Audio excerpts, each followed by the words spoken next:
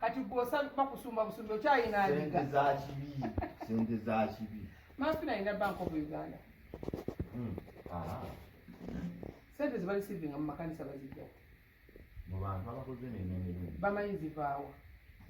abagoberezi bebasabisa bajja mu sente zibamanyi kiki bakola ekyo Katonda abeerawa tumukakasiza kutindala omuntu ono alina Katonda Tegala n'eddiini ne bapasita abeetenda okubeera nti bapasita twagala tumanyi okakasiza ddala ku kiti ddala omuntu ono alina Katonda ono pasita aliko Katonda byasaba atusabira nebikola yotegeera ddi nti sente omuntu zaagabye zaakedde kuva wano ne zidda wano kubanga olunaku basobola okurisiivinga akabbo ne barisiivinga emirimu zaabwe nga oba 5 oba 10 waziyambako which is okay okira bwe bazisiivinga sente zaabwe naye omanya ddi nti sente ezo omugoberezi aleese azijje wa Maama Fiina oba azijje ku dduka wa Maama Fiina oba azijje waani omuntu okuvuma nti ozunganga essente kirwadde kibi nnyo mu bulamu bw'ensi sente kyekikolobera ekyakasinga okubeera mu dduniya buli lwoba nga olisiivinga sente tugamba nga omuntu sente agisiivinze agijja mu ddogo kuba ffenna Katonda afe ali ki ali omu balisiivinga sente nina olunaku lwensaba singa Katonda akeera ku matya natuzikiriza ffenna nga ntunuuliramu obulamu bannaffe abeefudde ab'eddiini bwe bayisaamu abagoberezi baabwe n'enti singa Katonda alina amaanyi banne ffenna yandituzikiriza ng'otunuulira abantu abeefuula bannaddiini abandi badde baagaliza abandi badde baagala oyine bwabeera nga A'udhu billahi minash shaitani rajim bismillahir rahmanir rahim assalamu alaikum wa rahmatullahi wa barakatuhu Nze Haji Kaboggoza omusomi w'edduwa ntereeza ensonga z'amaka ebyenfuna n'endwadde ezitategeerekeka. Haji Kaboggoza omusomi w'edduwa nsiŋŋaanibwa ekitigoma ku lw'ejjinja. Bw'obanga otuuse ekitigoma mu ttawuni ku siteegi osobola okuba ku nnamba z'essimu ezo z'olaba zitambula. Gwe wenna ali ewala oyinza okuyita ku mukutu gwaffe ogwa WhatsApp ku layini eyo eya MTN obudde bwonna mbeerako. Singa Katonda alina amaanyi banne ffenna yandituzikiriza ng'otunuulira abantu abeefuula bannaddiini abandi badde baagaliza abandi badde baagala oyine bwabeera nga bamulaba nti wakikolobere ne bamusika ne bamuzza ng'ate be bakyamu ennyo be balaba ennyo abalwana ne Katonda waba olwana ne Maama Fiina obanga lwana nani ne Katonda Katonda aliwo okulokola kate Maama Fiina akulira emisambwa gyonna mu nsi gw'otayagala aluke kubanga omuvvuula omuvuma naye ng'omuvuma ng'akutte ku lukumi lwe aluwadde omuweereza wa Katonda nga omwana mu Ngooma bayiza buze ntandika okulaba mwana oyo mu Ngooma dda Ngooma mugundi ku nnyimba ze zasookera ddala naye nga mwana oyo mwagala ayimba bulungi Maama Fiina n'amusinkana n'amuwa nti bamuwadde kakadde babubiri gwe n'okeera ku makya n'ovaayo n'oyomba ffenna nze naawe nalina Katonda gwera nekaze omugoberezi w'endiga y'omusumba gwe baseetize nti vaayo lombe nti Ngooma bamuwadde sente nze naawe ani ayagala Katonda era nze naawe ani agenda okukonkona ku bwakabaka bw'omuggulu nze naawe ani alisooka okukonkona ku bwakabaka bw'omuggulu ani alisooka okukonkona olwaleero abasumba mu makanisa saagala balumba nnyo n'oludii n'abandaba nze temumanyi nnaku gye nnyimiriddeko ku bantu abo abagobezi ne bayingira mu makyaki gaabwe ne basaba ng'oli yajja n'emitwalo gaabwe n'asiga n'akabala n'akoola n'akola ki ne ziwunzika nga ziweddewo ne bamugamba nti genda ewa Maama Fiina ofune obuyambi ofune transport akuzza ewammwe ekabala gyewafa nga wajja n'ataano mu kyaki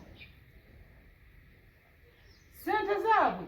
twagala tumanyi Yesu azinona lwakumeka abantu sente zibajja okusiga sente azinona lwakumeka kuba sente za Yesu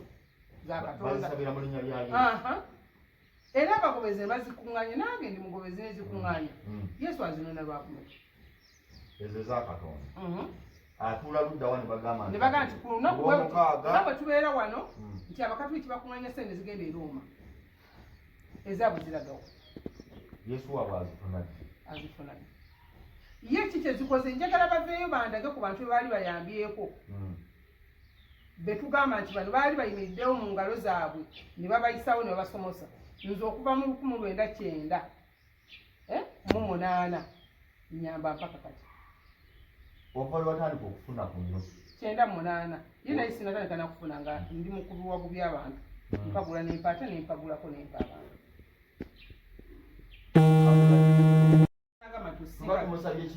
kiba kisinga nasanga omulalu wali nakuba ejjenje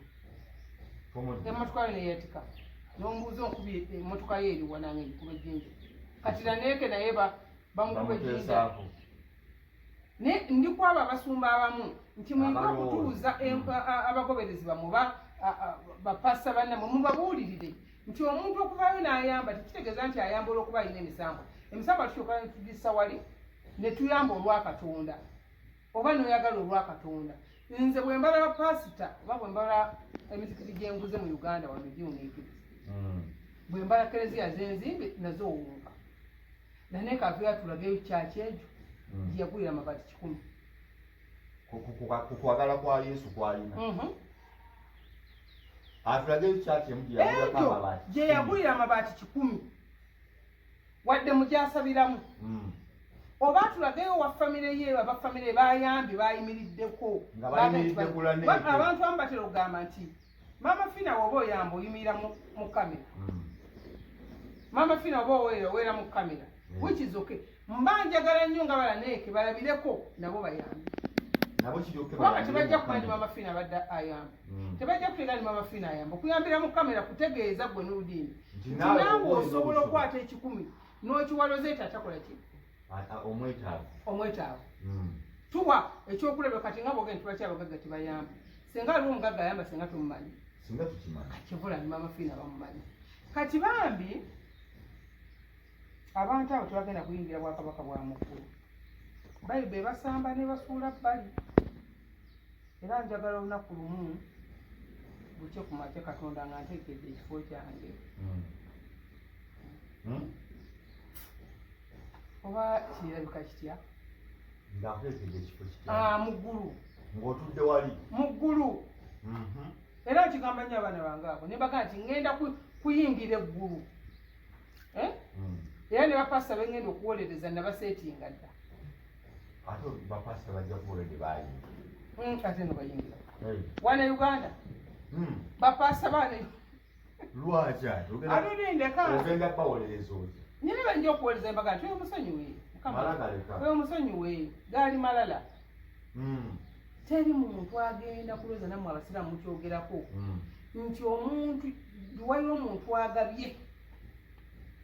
tesanga jjaamu kituufu duwaliwo omuntu asanze omuntu ali mu bwetaavu n'amutaasaako akantu kamutaasizza tesanga jjaamu duwaliwo omuntu agabye akamere omuntu n'atuwa wali n'akalya n'akawuka akaliddeko tesanga jjaamu obusiraamu bwebugamba nnyo ne bayibuli ekakasa nti bayibuli yonna bwe yeetoololera ku kugaba gwe n'ovumirira agaba bagenda okukulooya emiri n'ovumirira agaba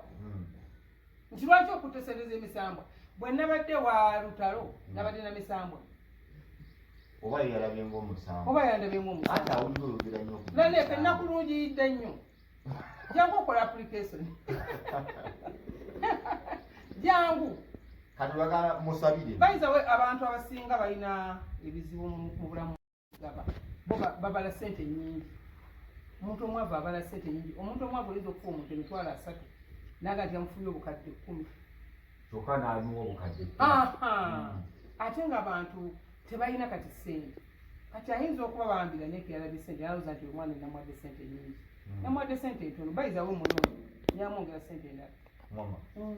mugamba bwana alina kyeyitazi yamwongera sente endala oba alina wazimba oba kanisa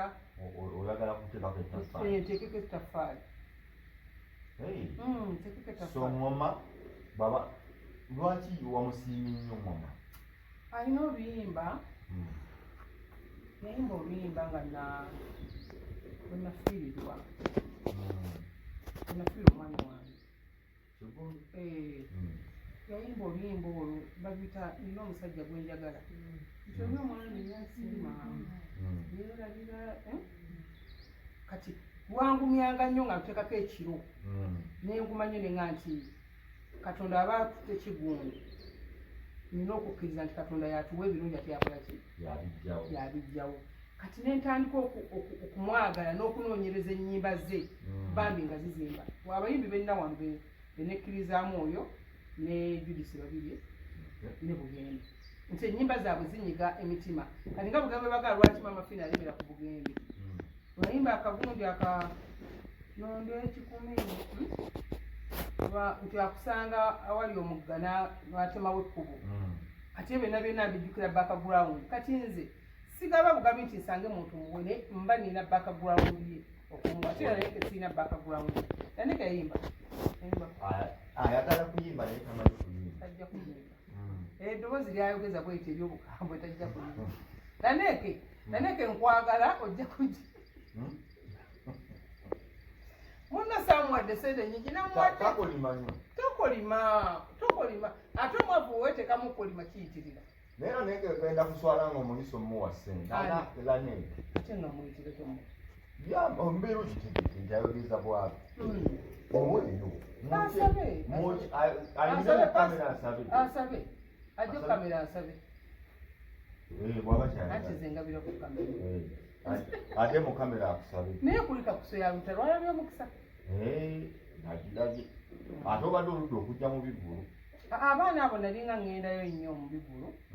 naye batandika n'okumpita mu bivulu by'okumala ennyingi kati nze oli ayimba ebiyimba lwakumala balongo ti jangu oli ayimba lwaki ti jangu sikyagenda mu mantuntu ago nze osituka ojjidde ddala ŋŋenda ku muyimbi ng'ali oli gino nga yooyo kijjeno moze ekiriro kiri ki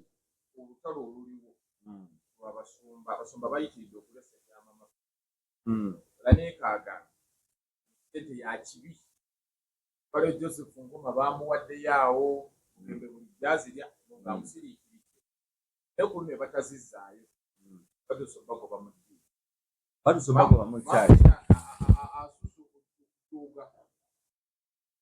okujuuga abasumba ani akikulidde mu Laneke yeeyita President Laneke pulezidenti wa abayimbi ba gospel ndowooza bali bakitayina ate nno bwemubuuza wani yamulonda takubuulira Laneke ndowooza anoonya relevance nga nze Laneke Maama Fiina si gwe mulundi gusoose okuwaayo ssente ate ssente teziriiko kkala singa oŋŋamba nti Maama Fiina yayise omuntu mu ssabo n'amugamba jangu era njagala olabe ffe bwe tuli abantu abalungi abatakkiririza mu Yesu abatali balokole era munnange n'engeri gy'otukoledde obulungi akakadde kaako oba butaano oba bumeka kisinzira zaaba akuwadde ssente tezirina kkala teziriiko musamize mpozi ng'oli azikuwadde kukola ekyo naye bw'oŋŋamba nti nyimbye oluyimba lwa Yesu oli n'akwatibwako n'agamba bannange omwana antadde mwoyo omuyimbi we bamuyita ni gwe yagambye ani Ngooma si Ngoma bannange ebyo by'Ongoma byabagundi abasajja b'Ebbenini omusajja bamuyitanga Oliver Ngooma kati wano mu Uganda tuyita Ngooma Oliver Ngooma kati ono Joseph Ngooma naye Joseph Ngooma muyimbi wa gospel by the way ne church asaba ne musajja wange Nicholas Mohanuzi obalaba ensonga zaabwe za Katonda okuyimba ku bivvulu abalokola abamu kati nga Laneke simayo bamulokole alimba mulokola ayagala bwagazi kuba mulokole naye nze kyembadde nkuwa tosobola kugamba nti gwe oli mulokole ng'ate olokola balokole gw'ogamba oli mulokole nnyo aye togenda era oyagala kulokola abantu, oyagala kubuulira njiri, ate oyagala gibuulira already abamanyi nti balokole. Pasita Bugembe agamba nti enjiri ye agitwala eri abo aboononefu, eri abo abatannategeera Katonda, eri abo abatannamanya nti waliyo omulokozi. Bw'ogenda n'oyimbira abantu bolowooza nti bali mu bbaala, bali ku bivvulu bya nsi, ne basituka ne banyenyeza Mukama engalo, kyo kiba kibasanyudde, si Katonda? Watya nga ozze obayimbira buli n'ofuna omukisa, kitegeeza bwe bakuwadde oluyimba lumu basanyuse, bwe banaakuwa 5 kitegeeza abantu bagenda tandika, oyinza ovaawo nga tolokodde bonna era olinako ekitunutuntu ky'ogenzeeko nakyo. Maama Fiina n'akola ki?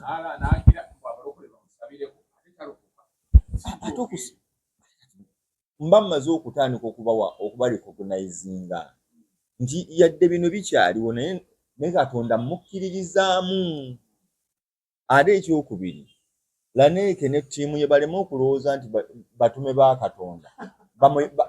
bayambako Katonda okusalawo omutuufu n'atali mutuufu. Ne Yesu nno bw'onookebera ku mulembe gwa Yesu yalekawo abatali balokole, yalekawo abatali ba Christian, kangende ba Christians, kuba bwe yamala okufa bangi ddiini zizze, aba Protestant bonna baava omwo, okitegedde. Naye ekibuuzo kiri nti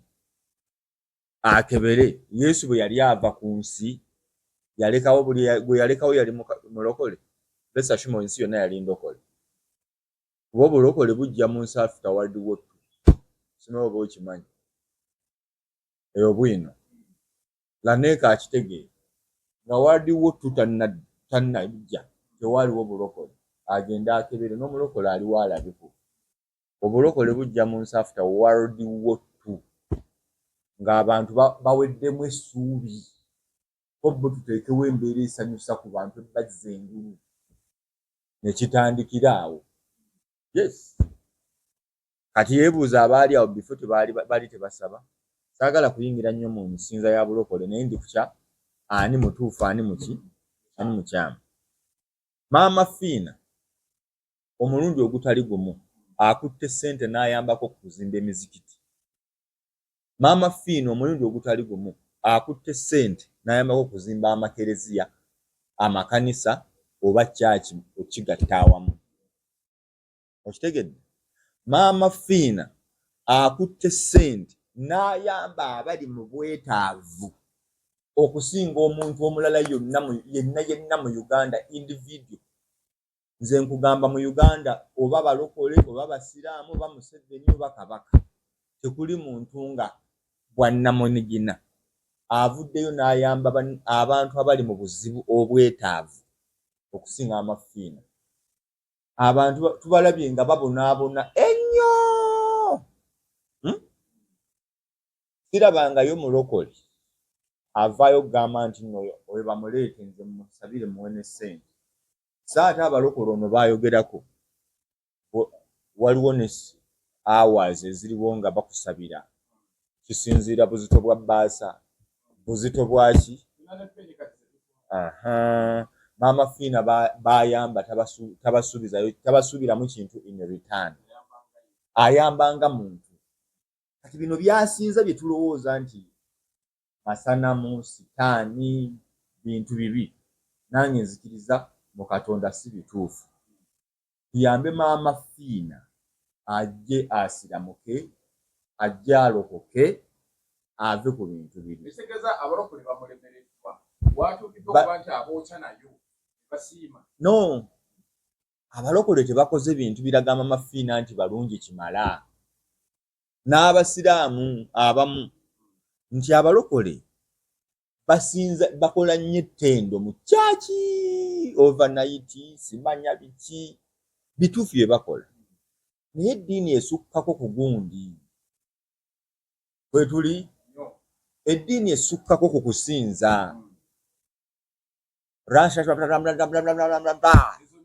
ezo nnimi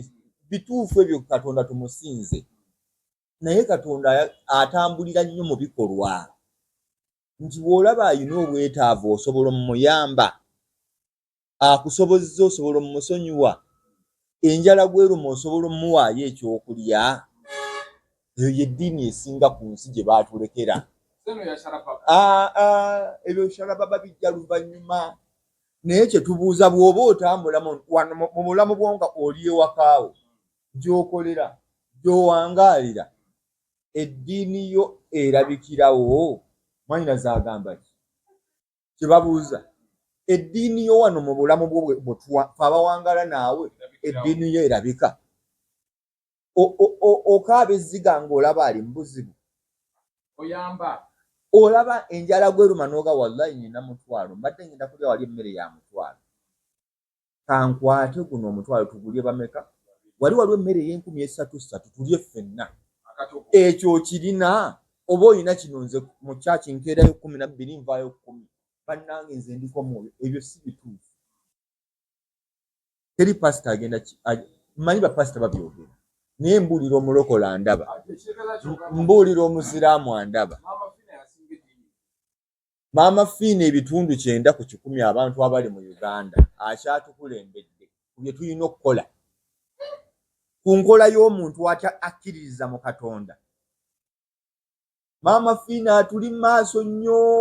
era olunaku Maama Fiina n'afa lwalitoola shahada bw'ati tetuli muliraanyi n'akeera n'agamba nze ndi musiraamu enkya n'atufaako bakuteeka ku minzaani ku mirimu Maama Fiina gy'akoze ku nsi nayo gy'okoze bakuteeka ku minzaani omusobola gw'ozijjawa wano waliwo atajja ssente wabi abantu bali enguzi wano bannayuganda baloga abantu balogo abantu basiraanyiza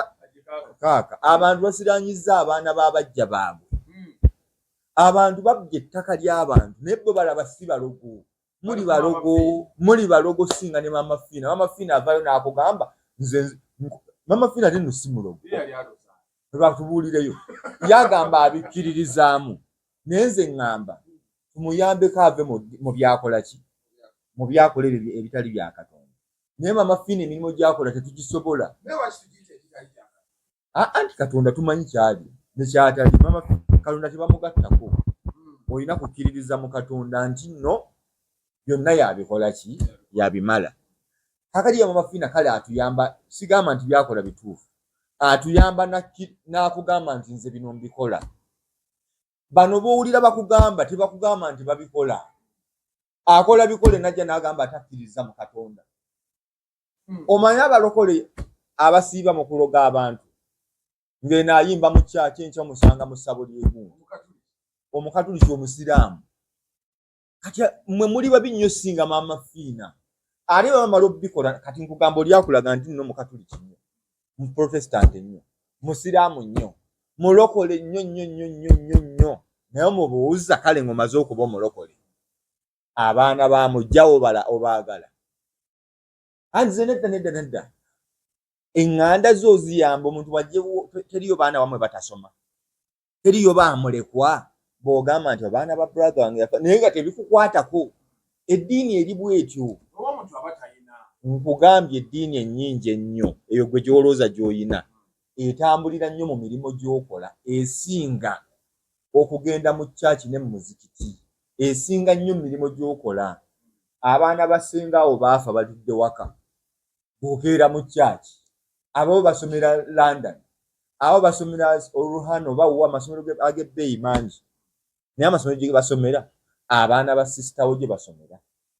oba ebyo tebikukwatako ebikwata kugenda mu kyaki na kuzimba kkereza bikyamu eddiini ekwata nnyo kankuye emboozi emu ekwata ku Katonda omusajja abakyasinza obujeemu ku nsi mulimu Falaawo oba Falawoona okukakasa nti emirimu gye gisinga okusinza Katonda si kumuyimba buyimbi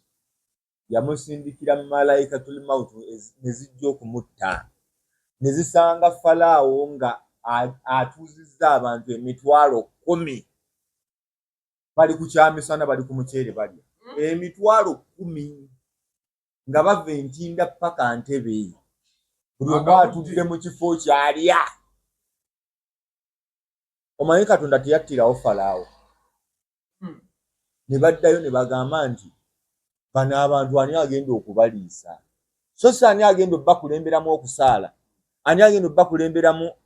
okusinza Katonda oba okukuba enjiri oba kino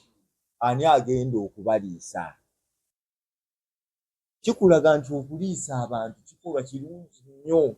okuwa omwetaavu kikolwa kirungi nnyo okusinga gw'ogenda mu kyaki. Mu kyaki tugendayo kirungi nnyo naye nga tonnagendayo gyo gino emirimu mu makubo gy'oyise okutuuka mu kyaki ogikoze otya. Kati Laneeko oyo ne ttiimu ye waliwo ttiimu y'abantu bemmanyi wana befuula abannaddiini ennyo nga bali baabisiyaga teyagala amugambako. Kati Laneeko mubuuze emmotoka ze yali avuga na biki bye yali akola Sente yali azijjawa wa obusumba mulimo mulimo ki kati kyenkugambye ogamba oli musumba obba bantu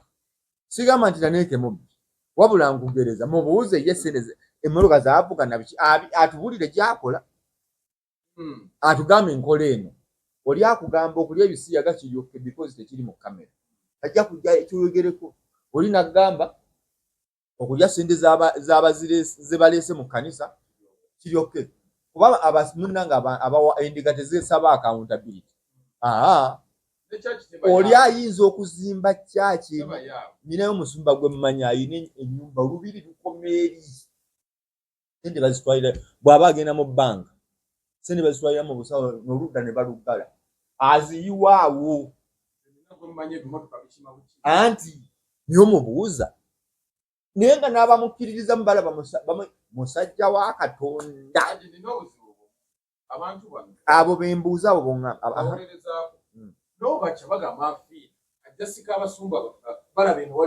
nedda Maama Fiina tannagambako muntu n'ogu nti jangu mu byenkola tewali. Maama Fiina yanyumiddwa luyimba lwa Katonda lwe lumukwatako n'agamba wannange omwana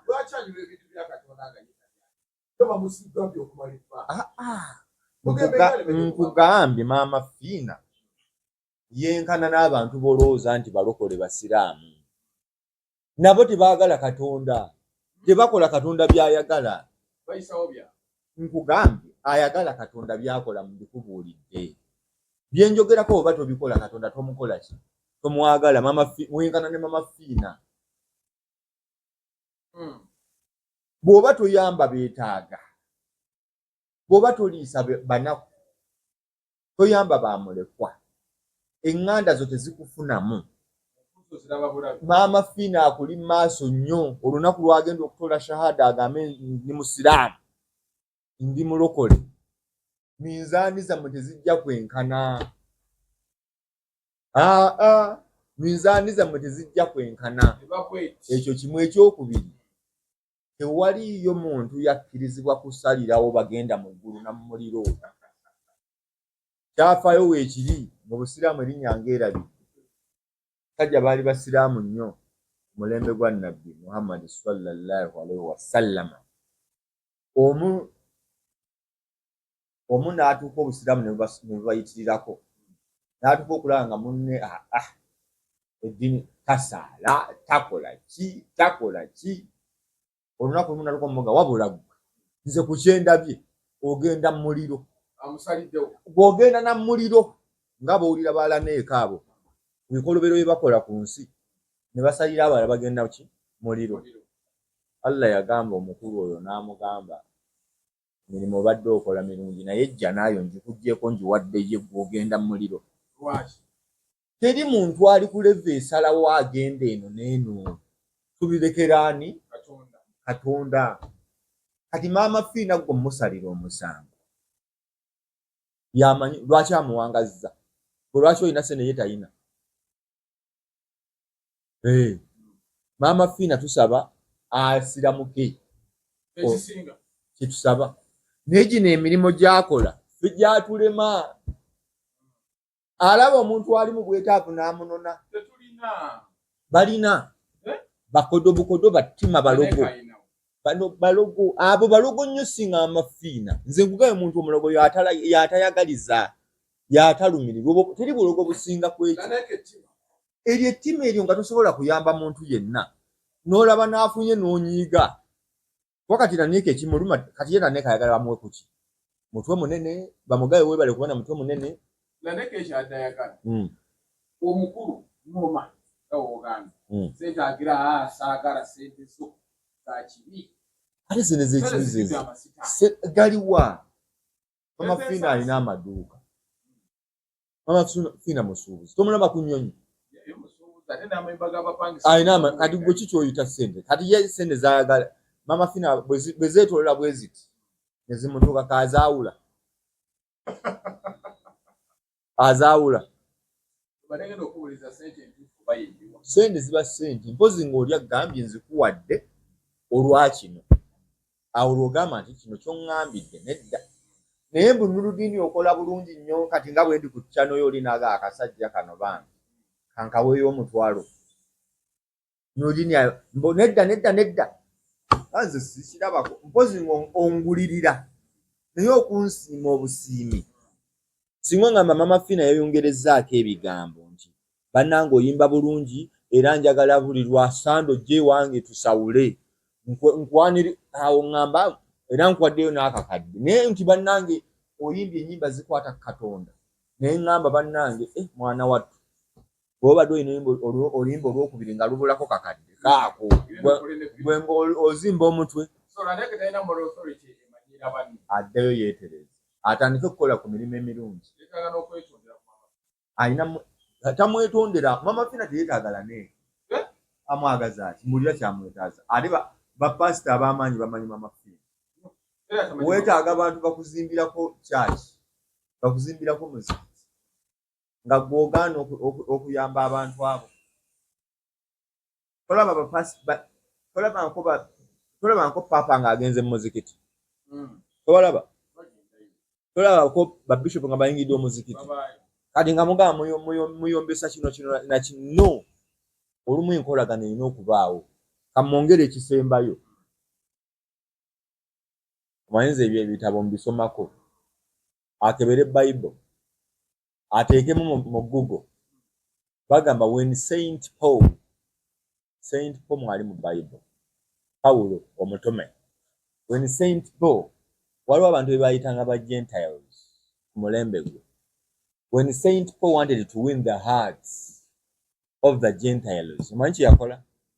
he lived like them in order to win their hearts Saint Paul yali agenda ba Gentiles simanyi mu Luganda bye babayita the Gentiles kyali kika ky'abantu nga kirina enneeyisa yakyo n'obulamu bwe kirivinga nga tebakkiririza mu Katonda Saint Paul n'abagezaako ne bagaana so this is what Saint Paul did yatandika okukkiririza mu bye bakkiririzaamu okukola bye bakola okuzannya bye bazannya okulya bye balya n'abeeranga bo n'asobola n'atandika kati obbalaga kati ndinga mmwe n'atandika obbasomesa ye byalowooza nti byebituufu era yamaliriza abalokodde tuli ffenna so muganda wange lane twa ku maama Fiina maama Fiina mulabe mwegatteko osobole omumukyusa omumuteeka kyokola ki kyoyagala naye ekyokuzimba omutima nti lwaki wadde banno ssente nkugambye nga mmaliriza oyagala kulokola oledde abalokole olina kgenda eri abo abatali balokole osobole obbakola ki bapasita bagenda ekibakole assalamu alaikum warahmatullahi wabarakatu mozo olina kyogamba ekirala ya press conference nja kubangi bawa maaso abantu balinde gundi bato bambuuza bato ya bebekulu nani ne kamiliyoni ngenda kubaleetera bwino wa bebekulu lwaki bwenantamegwa kankikulekere kino nti bebekulu yawangula good life weerabidde nti kamiliyoni yayimbako nani ne Bobi Wine mu bato ku katikati eyagiwangula bamumanyi yali Bobi Wine abasajja abasinga amaloboozi mu Uganda baali bamita good life bakola bato ne bebekulu onagwobuuza ani yawangula. Bebekulu nayimba ne Bobi Wine ng'alina abantu bonna. Ani yawangula battle. So nkuwa Bebekulu yayimbako n'asinga ebigambo n'amuwangula. N'ayimbako n'abalenzi abalina hits. Good Life yali ekuba hit 10 omwaka. 10 nga nnyimba 10 zonna hit golo namu zoyagala. So sometimes hits tezimala. How are you going to perform them? Osobola okustandinga omusajja ayimbira essaawa ezisukka mu 5. Nja kuba nkomawo mu part 2 lwengendo ba press conference. Olabe ani yaani. Naye teweerabira nti bonna boolaba Bebekulu ne Chameleon bayimbi byonna babikola. Naye ani akira munne? Njagala ojjukire hiti oba ne hiti nga tugizina eno ku CD kompyuta n'ewalala. Naye wali ku live lutandika lupya. Ekyokubiri mu studio waliyo take 1, take 2, take 3. Ku live ojjanga bwe wazze teri take 2. Buuza Shiba. Mweraba.